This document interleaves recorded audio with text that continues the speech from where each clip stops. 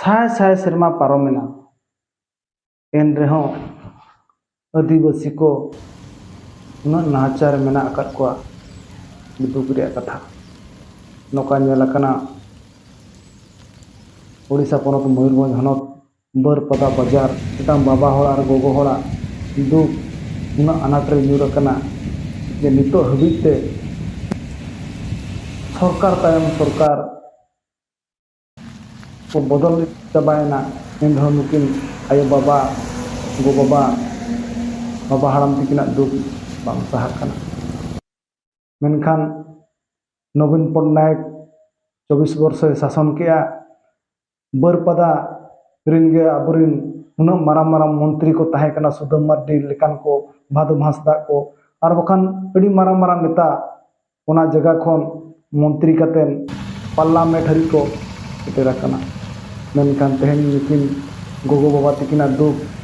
नितो पर्यंत बांग साहा कना तेन भंज दिसम खन गे राष्ट्रपति महामहिरपति मुर्मू भंज दिसम निगे एमपी नवचरण माझी और ओडिशा खन गे अब आदिम जाति संताल खेरवाड़ा हपन गे मुख्यमंत्री मेनखान नितो हबीते आदिम जाति को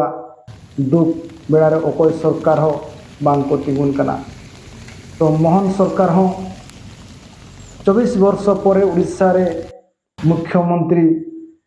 तो आजा नयर होता है भंज दिसम रेगे और भंज दिसम रेगे नितों उना अनाट नेलोक कना तो तेहन नुकिन बाबा होड़ आयो होड़ा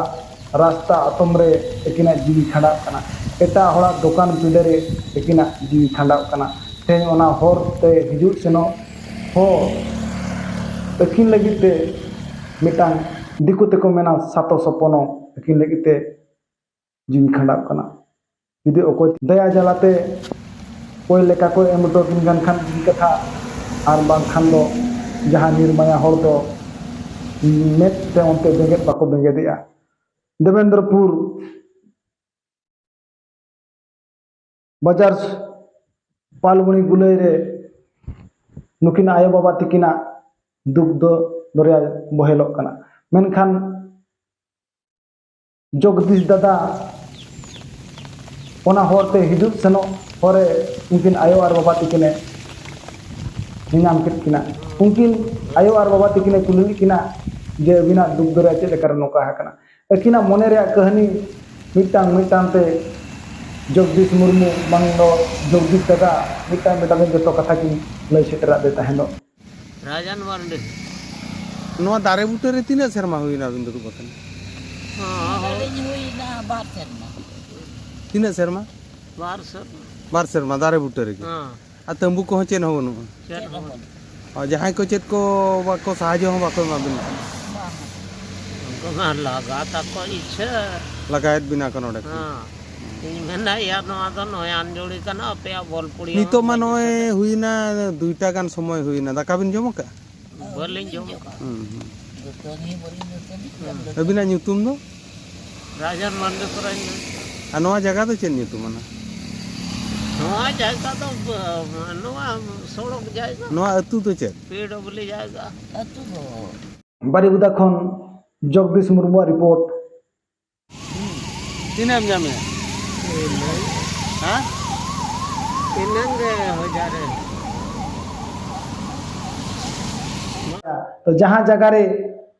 अकिन बासा डेरा हकना और बखान अकिना डिक्ची टुकु जहां जगह रे मेना ओना जगह रे सुक्री को अतिन को हिजुक कना मेन दो गानोआ उनकिन अकिना जहां गे